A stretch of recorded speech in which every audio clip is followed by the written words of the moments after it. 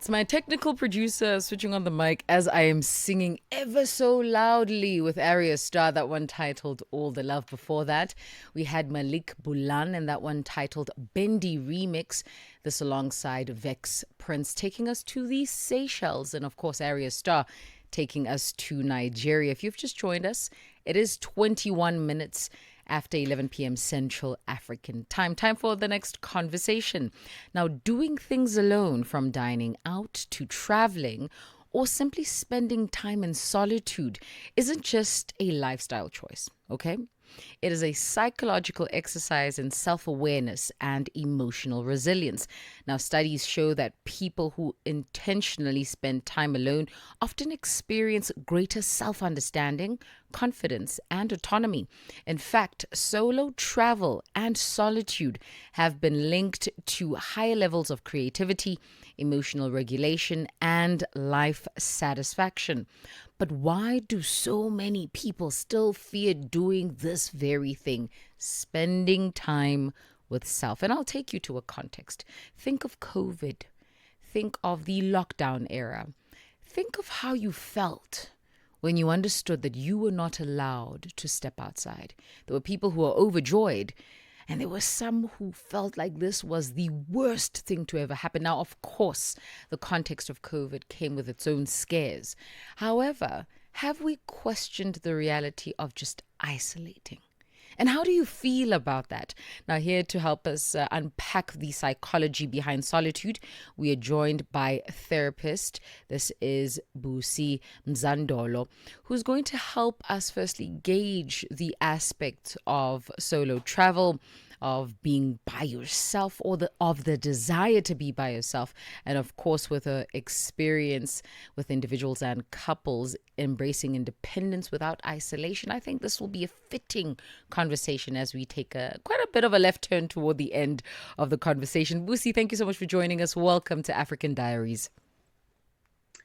Thank you so much for having me. And it's such an interesting topic and conversation. And I think we are so afraid of this topic, and because it's a reality check. I think I always call it a reality check. You are with yourself, Mm-hmm. by yourself, For on your yourself? own.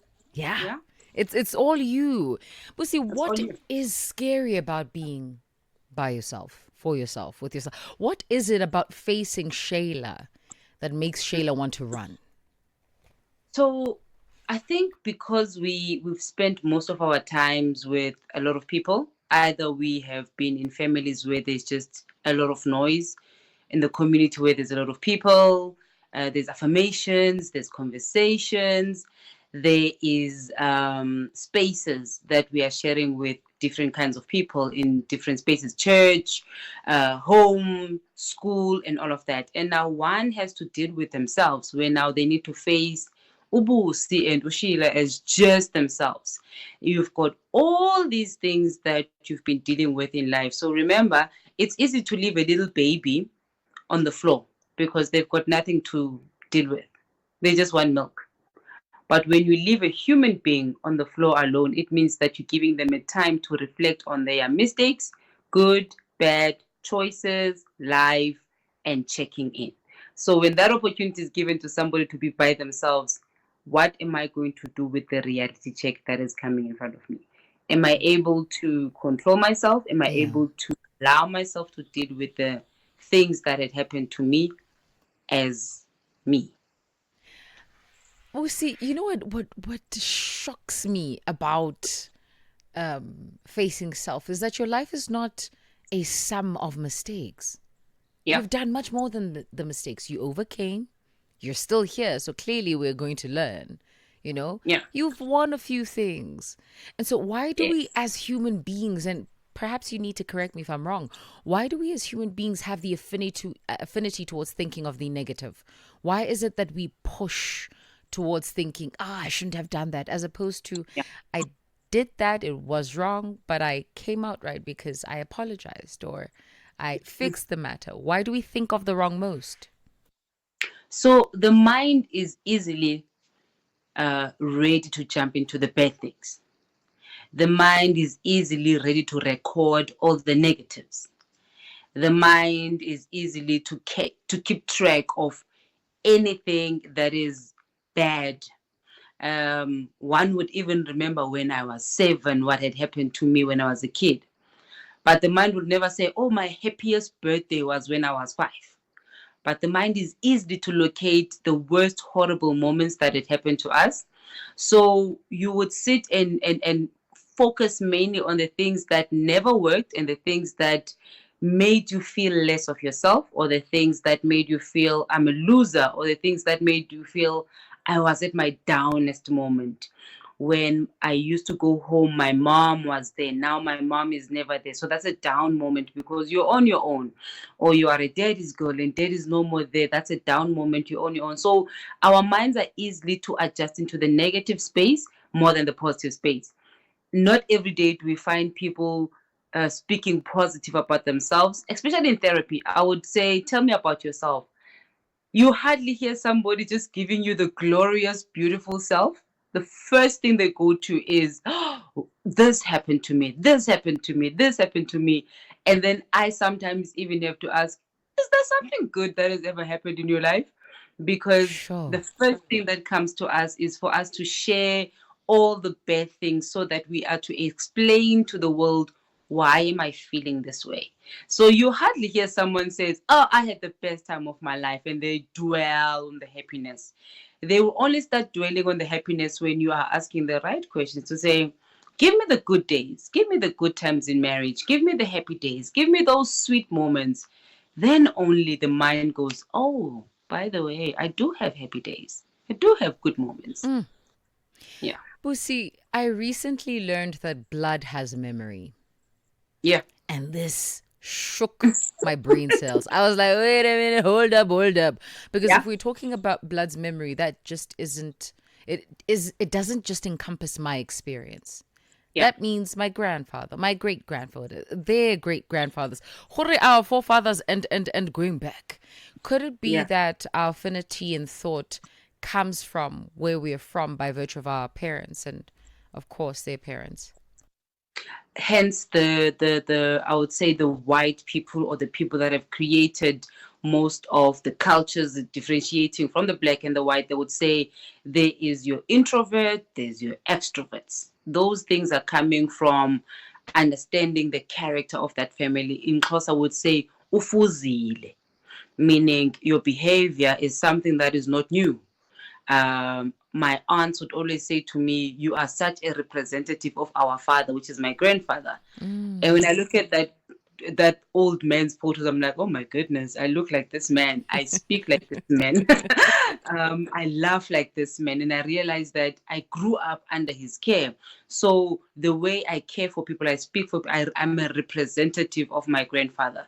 And after I watched all the videos when he was, those cassettes videos, Sure, um, yeah. yeah, it's like, oh, yeah, actually, I have so much traits and characters of this man. So it is in our blood, hence, blood has memory. Yes, we take it loose and say blood is thicker than water. I know you can fight blood more than water and all of that, but it comes from your character, the way of your fears and anxiety, and how you handle yourself. It does come from how you were raised, or how the people back in the days used to live. You would have friends that are just nonchalant, rude, and all of that. Go back to their family history. You would find Kutwe, I'm a Zima, they like this. It means that's the culture, that's who they are. And it now transfers to who you are as a person. That is why I always say, can you go back to your roots? Understand yourself. Go back to your roots. Just get to know Gobani Amazima. If that's you. Amatembu. Who are those people? Mm, Who are those people? What do they do? yeah. How do they communicate? How do they interact? How do they connect? Is it bubbly people? Is it outgoing people? What kind of royalty are you coming from? So that you understand yourself as to, I know why I've got fear of being alone. I know why I'm such a person that can just wake up and travel the world on my own. The voice of therapist Busie Mzandolo joining us this evening. If you've got questions, the topic, the subject matter is firstly the fear of solo travels, but we also then looking at the fear of solitude and why this is such a common experience for very many. If you want to find us on WhatsApp, you're more than welcome to do so. +27634069126. Busie, I want to talk about, and you said something, and perhaps let's go back to what you said. You spoke about how one needs to trace their roots in order to understand who they are. Could I Sure. argue that perhaps when you do find yourself on the short end of the stick, so if you are arrogant as opposed to being proud or courageous, or if you are very rude as opposed to being very bold in terms of the way you express yourself, that is a misinterpretation of who you are. Because I've often heard people cling onto traits, and I don't think that's healthy for you. Leave the environment around you. You as a human being, I don't think it's healthy, because you'll say that my great grandfather wasn't necessarily the most nicest man. Could it Yeah. be that that's a misinterpretation of who you are as opposed to that trait is definitely us? Um, so I wouldn't say it's a misinterpretation of it. I would say it depends on what do you love it? Are you okay with it? Are you embracing it? There's this clan that I want. I just forgot it. But they are generally people that speaks with a bold kind of arrogant voice. I had a friend who would answer a call and say, "My name is Babalwa," and you can feel it that it's giving. I'm angry. And I remember at work, she came back and she says, "Everybody that calls me, they say I'm rude. I'm not gonna change the way I speak because that's who we are." And I said, "Are you embracing the fact that people hear the way you speak and they feel like you are rude to them, or would you want to understand where they come from so that you are able to accommodate other people?" Yes, that is a trait, that's something that it's in the family, but you can change it if you want to. There's no need for you to embrace it and love it. So then it becomes a character that you are building based on the fact that you've heard these things.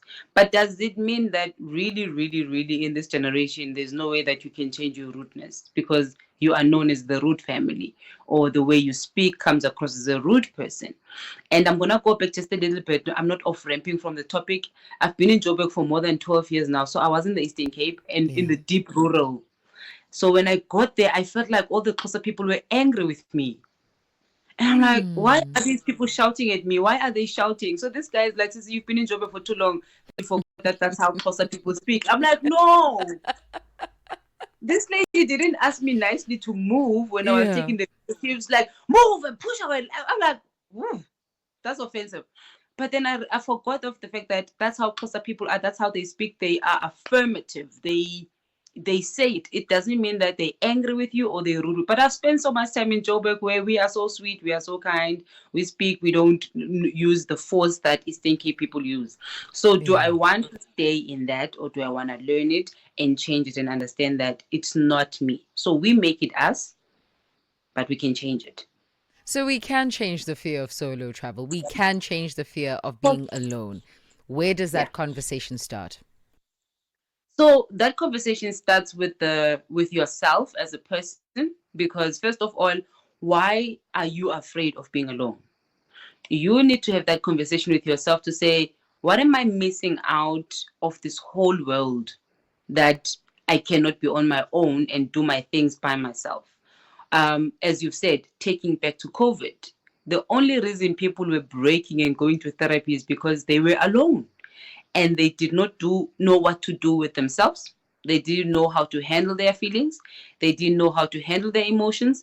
They literally didn't even know what to do on their own in their own houses. Do I watch TV? I'm bored. I'm not used to it. Do I listen to music? Do I read? What are these activities that I need to do in order for me to feel that I'm fulfilled? So there's an empty. It's like an empty hole. Now, if you throw a stone in those big holes, it goes. So that's how you feel it. You feel so empty, like there's a hole Yeah. in your Yeah. life.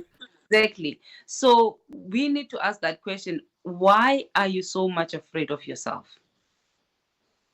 Why are you True. afraid of being alone? Yeah. What kind of fulfillment do you get when you are with people?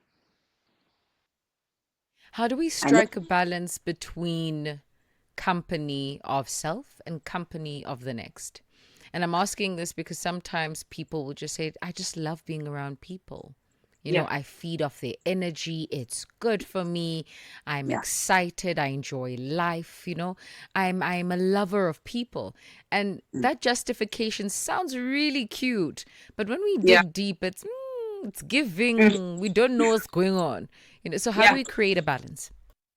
So I'm gonna take you back a little bit on something that I recently just did when I was invited to the wedding that I went in Eastern Cape. I was invited alone to Tsolo in Eastern Cape from Joburg. Oh, Yeah, there was no please bring your plus one or whatever. The invitation from my friend was strictly yeah. Busie, you are coming RSVP. Not to say don't bring anybody, but I'm inviting you. And the invite was literally in 2 weeks to say I made this intentional to give you guys 2 weeks so that you don't tell the whole world that I'm getting married. And I'll make a plan. Way. So I had to get on the flight on my own, go to Eastern Cape on my own, go to a wedding on my own. No friends, no anything. I don't know what to expect. I don't know when I get there what I'm gonna do, who I'm going to meet. Only when I got there, I'm like, oh, varsity friends, at least they are here because he collected his best friends together, and then we realized these are the people that he wanted. But for somebody who has got so much fear of going out alone or doing things on their own, they would have declined that invitation to say, how am I going to go to Eastern Cape on my own? And what am I going to do on that wedding alone when the main character, who's my friend, will be getting married on stage? And I won't be able to interact with him because, or her, they are the main characters. So I need to sit there and try and smile with the whole world when I don't want to. So we are people that wants to connect with the world because we're feeding off their energy. Are you feeding other people your energy or are you only receiving people's energy? So sometimes we love being in spaces around people because we only feed from their energies, but we are not the one to give the energy. That is why we are so afraid to be alone because we don't have the energy to give. We don't know what kind of energy to give. For someone like myself, I was like, okay, snap, camera, shoot, action, bring your social media. We are about to vlog. We are about to take cameras, shoot action, go Yes, shoot the ma'am. cows and Yeah. the sheep and the chickens and the meat, show people rural lifestyle. My friend is getting married. Who I am going to meet there, when and how, I will see when I get there. Because I've learned to live with myself. I've learned to go on a race in Pretoria by myself and run and finish and come back and still be fulfilled because there is a personal confirmation you have with yourself as to, am I okay with Ubusi just being Busi? Or do I need somebody to fill that empty hole in order for me to say, oh, I am this person, because there's an affirmation from other people. Yeah.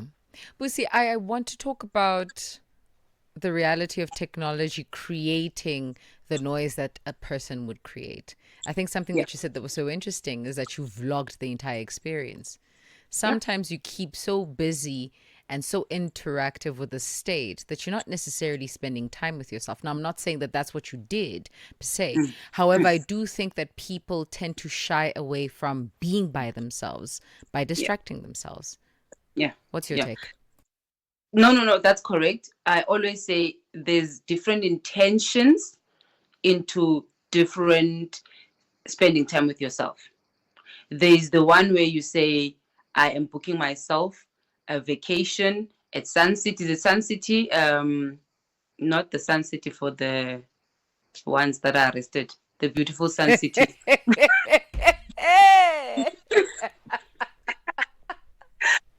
I mean, Pussy. the Sun City, the one that is beautiful. You sit there, put your books together, put your music together, put your journaling together, do whatever, and then take that trip, go sit at the vacation in Sun City and spend time with yourself, read the book. You are distracting yourself from the world. And then there's those vacations where you're like, this is an experience. This is something I want to share with myself. This is something I want to connect and show people the other side of life. That's a different kind of a vlogging experience. So we plan it, or you plan it as a person. So a lot of people because they can't spend time with themselves. They'll rather distract themselves with a lot of vlogging, showing the whole world what they do, but then they're not intentionally sitting with themselves and engaging with themselves. Hence, I mentioned the journaling, the reading, the bringing your own things, because you are taking time to be away from social media, away from your phone, mostly reading, spending time with you, and just connecting with God or your gods, or doing whatever prayers that you have to do. Now, that's a different one. Absolutely. Busie, we are toward the tail end of our conversation. And I wanted to take a bit of a tilt, if you will, maybe a U-turn, or maybe a different letter 10, just a bit Mm. away of a stray from the subject matter at hand, which is the psychology behind solo travel and basically solitude. I want to talk about solitude in a relationship. You're a couples therapist. You know, you deal with couples and help them establish their independence. I want to gauge, is it okay, number one, to travel by yourself when you are in relationships? And I'm saying this because I want you to give us a perspective that allows for both parties to Yeah. accept what is healthy. Because sometimes it's not you that has your problem, it's your partner. Sometimes you have the problem. You Mm. don't want to travel by yourself. You know, your partner must always be there. And so, is it good? Is it Yeah. recommended? That's the first part. Yeah. So I'm going to make an example of a famous couple that I think we all know, Usimpiwe Shabalala and Ubokang. They are two different individuals, married with kids, beautiful lifestyle. The one is a soccer player, meaning he's got this life that he does as a soccer player. The other one is to the beauty pageants, which means that she's got her own life that she's living. But at the same time, they've got one brand that puts them together, the companies that they have, the big brands that they have together as a couple. At the same time, if Simpiwe goes to do soccer or whatever that he does, it means he's doing his individual lifestyle. When Bokang is into the beauty pageant, you hardly see Simpiwe Shabalala walking around next to Bokang into these beautiful spaces. It's always her with her big hair and everything. So she's got her own brand and independency as Bokang. He's got his own brand and his independency as Oshabalala. Now, couples, it is okay to have spaces where you feel like this is my space. If I'm taking a vacation or a trip somewhere, as long as your partner is aware what is happening in that space, it means you are taking time away from a lot of things. It's a little break. It's I know people think that when you take that break, you are tired or you are angry or anything. They do it when they are angry. They do it when they are upset. They do it when there's trouble in paradise. Hence, it's defined differently, because now it means you are running away from a problem. But if it's a conversation of two people that knows, I need to reconnect with myself, and the only way for me to reconnect is for me to spend time with me, and that's a little vacation of this and that. So when we practice the independency in a relationship, it feels okay when one goes out on a solo trip without the Yeah. other. But when we don't practice independency in the relationship, it feels awkward when one says, I want a vacation. What are you running away from? So we need Mm, to practice having our own brands and lifestyles in marriage. yeah. I always say, if you are married to a pastor and you're a pastor's wife, when that marriage ends, God forbid, you are not a pastor's wife. Then who are you out of that marriage Sure. without the status quo that you created? So you need to have a brand as a pastor's wife, so that if anything happens, God forbid it doesn't happen, you still stand stable and you are you without that connection that brought you. Sure. And then the last one gets even more spicier because my producer and I were just having fat chats. Yep. And we thought about solo travels within a relationship. And like, yeah. And then we thought about what's permissible when it comes to activities. You know, what can you do? And this is with the Mm. opposite gender. This is supposedly, allegedly, apparently your friend. But what can be done? What are the Yeah. parameters? So the question is, out of the activities that I'm going to list below, what are Okay. suitable for a person who's in a relationship to do with a friend who's of the opposite gender, or of rather of the gender most preferred by that person. So if you are a lady that is into ladies, then doing this with a lady friend, you know? context. So, one, workout sessions, gym workout sessions. Okay. Number two, indoor dinner date. Okay. It's just you and your friend. Okay. Okay. Number three, vacation out of the country. We see not, oh no, my friend is in Cape Town, I'm going to travel to see them in Cape Town. No, they are in Seychelles. And you are leaving Bay behind to go say hello to your friend in Seychelles. Okay? The next one is a spa date. Your friend says, listen, Busie, I see that you're tired. I think let's go and stretch ourselves out. You know, this not with your bae. Bae is working. And you and your friend are doing a spa date. The last is a night out. You get dressed up to the nines. Listen, you look like everything in a bag of chips included. Yeah. And you're going to meet your friend and you're not going out with bae. What is permissible on that list? I think the out of the country one. Oh, but it looks like all of them. Because you're kind of thinking, if you're dressed up, let's say we always call them the red short numbers, and you're going out and leaving bae at home, it's giving, why are you having this life of you are not in a stable relationship? And then going out of the country, there's also, who are you trying to attract? Why are you out for too long? Man, I'm trying to figure out which one is bad. Which one? Okay, let's say, which one can you do in a relationship? Out of the workout sessions, the indoor dinner date, the vacation, the spa date, the night out. I think the workout might be because it's just health. It's just health. Working out is more of healthy lifestyle. Probably you want to do doubles in high rocks, or you want to do doubles in Dirty Dozen. Busie, one of these things. When they're helping you squat there, I don't know. And sweating. Hey, when they say, no, let me help you carry this thing. Ma'am, I don't know. You know, it's difficult. I think, let's just say it depends on the comfort with your partner. It depends on what comfort, where you guys comfortable with. Dinner dates, probably you're comfortable with such activities, or where is the trigger in the relationship. If you're being triggered by vacations and trips, something might have happened. Remember, people have traumas and triggers in their relationships. So one of these might only affect what triggers the couple. What have you done before in my absence that might make me be triggered when you are doing those activities? It might just look okay if people are touching your bums because there's nothing drastic in that relationship. But then if a dinner date once, there was something that once happened and now you are doing this dinner date, then it becomes, I don't trust this behavior. So I think it depends on the couple. What are their triggers? What are their traumas? What they've been, whether they're trusting or not trusting. Then one ends up understanding, what can I do and what can I not do? And I think it goes back to what I always say to couples, to say, do you know what traumatizes your partner? Sure. The voice there of Therapist Busie Mzandolo joining us this evening. We're talking the psychology behind solo traveling and solitude. And then we ended off with a bit of a steer into relationshiping and how do we treat solo activities or perhaps activities with somebody else that isn't your partner in the context. Busie, it has been a pleasure hosting you this evening. Thank you so much for joining us. Thank you so much for having me. See you next time. It is fairly 50 minutes after 11 p.m. Central African time. A quick breather. Then we get some of your voice notes in.